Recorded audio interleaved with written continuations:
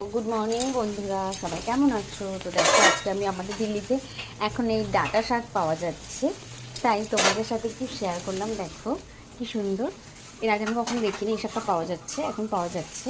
তো আজকে এই শাকটাই বানানো হবে, এগুলো পরিষ্কার করা হবে। আর এই কলমি শাকও পাওয়া যাচ্ছে, কালকে বাজার ছিল আমাদের, তো কলমি শাকও পাওয়া যাচ্ছে, পুঁই শাক, আরও অনেক রকমের সবজি নিয়েছি যেগুলো ফ্রিজে রাখা আছে।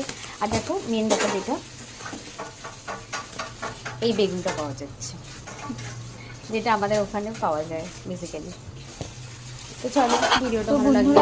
যারা পশ্চিমবাংলা থেকে দূরে থাকে তারাই জানে পশ্চিমবাংলাতে তারা কত কিছু মিস করে, কিন্তু কিছু করার নেই, কাজের সোর্সে সবাইকে বাইরে থাকতে হয়।